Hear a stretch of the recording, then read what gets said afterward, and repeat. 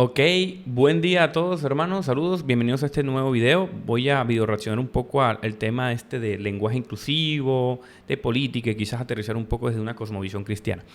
Bueno, quiero hacer unas aclaraciones porque nunca está de más, ¿no? Cuando uno habla de ciertos políticos, hace poco me pasó una experiencia mala. Estuve hablando cuando Petro estuvo hablando de teología, porque yo opino de las cosas que sé, no de lo que no sé. Yo de economía ni de política sé mucho, pero sí sé, por ejemplo, de teología un poco. Soy licenciado en lengua castellana, entonces por eso opino de lo que me compete. Entonces, siempre que hablo de esto me menciona a mi mamá muchas veces, entonces por favor, mucho respeto. Segundo, también no estoy atacando a las personas ni su forma de pensar, sino las ideologías y las ideas. Creo que estamos en un ambiente en donde ya uno no puede opinar porque si no ya lo meten con un eslogan. Entonces yo, no soy uribista. Dos, no estoy atacando a las personas, no soy un patriarca, no hago parte de un sistema patriarcal, una ideología, ni estoy en contra de las personas. Solamente yo creo que hay ideas erradas, hay ideas que están mal y uno debería de revisarlas, ¿no? Y llegar a la verdad, ¿cierto? Entonces, bajo ese concepto vamos a hablar un poco de lo que ella hace acá. Vamos a ver qué dice. De Soy porque somos. ¿Qué es Soy porque somos? Porque muchos colombianos no saben ni siquiera que existe Soy porque somos. Bueno, Soy porque somos es una filosofía, una apuesta de vida, ¿sí? Que dice que yo soy si usted es, que nosotros somos si la naturaleza es. Esa apuesta de vida, esa filosofía heredada de nuestros mayores y mayoras que fueron esclavizados, pero que siempre apostaron a la construcción colectiva, a vernos como sociedad en colectivo, a vernos como familia extensa, es esa apuesta de vida que hoy los nadies y las nadies afrocolombianos, indígenas, raizales, palenqueros. Entonces, como podemos ver, este mal llamado a mí me parece lenguaje inclusivo, lo podemos observar. Pero fíjense qué curioso. Una primera idea que creo que está mal, y es que el lenguaje inclusivo, la palabra lenguaje no debería usarse, porque es que el lenguaje es la capacidad de comunicarnos. Entonces, ¿qué es una cosa diferente es la lengua? La lengua es como el canal que usamos. Entonces yo puedo usar con el habla, puedo usar el lenguaje de señas, el braille es la lengua. Por eso se habla de habla hispana. Otra cosa son los dialectos y otra cosa es, por ejemplo, que creo que en vez de llamarse lenguaje, que es nuestra capacidad, no es la capacidad, sino la jerga. Creo que ese concepto encaja mejor ahí. Una jerga es un vocabulario usado entre grupos de gentes que tienen una misma ideología, una forma de ver la vida y uno no podría hacer objeción porque ellos se comunican como quieren. Pero la palabra lenguaje no debería usarse como lenguaje inclusivo. De hecho, fíjense esto, lenguaje inclusivo va en contra de su pensamiento porque el lenguaje debería ser lenguaje inclusive, porque el lenguaje inclusivo es masculino. Entonces nos meten un montón de problemas lógicos. De hecho, no se puede ni siquiera sostener este discurso. Fíjense que ella dice, cuando dice somos masculino, entonces debería ser semes o somes. Nos meten demasiados problemas. Entonces, otro gran problema es de dónde se originan las palabras. No sabemos de dónde y las implicaciones que tiene usar este lenguaje. Uno, no se puede sostener con el tiempo. Se usa bajo una ideología. Fíjense también que cuando habla de cosas positivas, usa el lenguaje, la jerga inclusive. Pero cuando habla de cosas malas, usa un lenguaje masculino. Generalmente estas personas tienen esa forma de ver la vida. Otra cosa es, una objeción muy común que yo veo es el uso de ellos, que debería usarse de ellos, porque en inglés se usa la palabra the, ¿cierto? The para the man, the woman. Entonces la palabra the que el inglés es bastante inclusivo. Creo que esto es un error porque cuando uno ve las categorías gramaticales en los pronombres personales como él, ella, entonces uno ve también, por ejemplo, ella, eso, him, her. Entonces, cualquier idioma, cualquier lenguaje tiene esas distinciones que no están mal. Otro asunto es que, bueno, si hay un hombre sentado entre 5 mujeres y llega y uno dice todas, entonces el hombre se ofende. No debería ofenderse. Sino que ahí se tiene que decir todos. ¿Por qué? Eso es un micromachismo. Sí. Pero fíjense en esto. No hay nada más inclusivo que la lengua castellana. Miren qué rica la lengua castellana. Por convención debe usarse un pronombre que regule todo y se usa el de todos. Entonces no se discrimina a hombre, pero sí se discrimina a mujer. Por ejemplo, todas. No existe una palabra existe una expresión para ellas exclusivamente. Entonces es exclusivo para ellas. Las está integrando. Entonces el lenguaje técnicamente castellano es más feminista que machista. No sé si me estoy haciendo entender en este juego de palabras. Es un poquito complejo, ¿no? Hablar de este tema. Otra cosa es que, ¿qué más? ¿Que tenía yo por aquí anotado?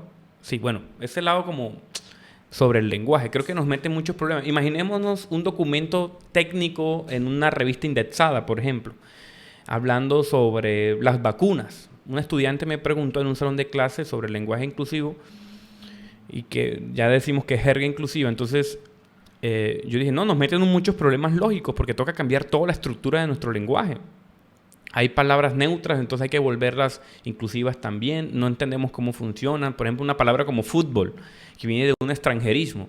Entonces, por convención se crea y se pone con un acento y ya es una palabra. Ya, así se creó la palabra. ¿Cómo le ponemos para que no sea masculino? Fútbol, nos toca cambiar todo el lenguaje, aprender otro idioma prácticamente. Entonces, no se puede sostener por la agilidad de comunicarme. Es un problema. Entonces, esto no es progreso, porque en última instancia, ¿esto qué resuelve? Mi pregunta, yo le haría esta pregunta a estas personas que tienen este lenguaje extralimitado con estas ideas de extrema. ¿Qué problema resuelve? No resuelve la violencia. Ah, no, pero es un sistema patriarcal. ¿Pero qué es el patriarcado? Hoy en día no estamos en una sociedad patriarcal, a mi parecer. Las mujeres pueden ser presidentes, las mujeres tienen cargos políticos, están en todas las áreas del conocimiento, entonces no hay un patriarcado. Machismo, claro, el machismo sí hay. Entonces, en vez de estar regulando, tratando de cambiar todo un idioma estructural con una gran riqueza histórica, ¿por qué no apuntamos a los problemas de fondo? Entonces, estas personas también, además de tener estas ideologías, crean ministerios de inclusividad y crean Hay una revista que sacaron hace como 4 o 5 años de una lingüista que aprobó la ONU y lo mandaron para todos los países. Se legisló en países como México, por ejemplo, que tocaba hablarse en lenguaje inclusivo o usar un lenguaje más incluyente y más feminista. Y ni siquiera revisaron, lo aprobaron porque es un montón de problemas lógicos. Entonces, yo también creo que el progresismo se disfraza de ser científico, avanzado, pero cuando uno revisa realmente y raspa un poco de fondo, se da cuenta que estas ideas realmente son todo anticientíficas. Sí, Luis decía, tiene un disfraz de anticiencia. Entonces, fíjense, creo que lo que más me molesta es cómo usan el lenguaje, como usaban los sofistas del siglo V, como denunciaba Sócrates. Usan el lenguaje, la capacidad del lenguaje para crear ideas y meter ideas que no van acorde a la realidad. Ese relativismo moral y ese relativismo de la verdad nos mete en grandes problemas. Y aquí paso del lenguaje un poco más a la filosofía de fondo, porque como ella muy bien dice ahí, es una filosofía. Son un montón de ideas detrás. Y esta idea del mito del progresismo es como que se pone el antifaz de progreso, ¿no? Pero fíjense que es todo lo contrario, porque a veces debemos de conservar muchas cosas porque no todo hay que cambiarlo. De hecho, pensemos de esta manera, miren. Porque yo sé que la palabra progresismo técnicamente no está mal. Creo que ha sido un asalto semántico. ¿Por qué? Porque ¿qué es el progreso? El progreso en última instancia está bien.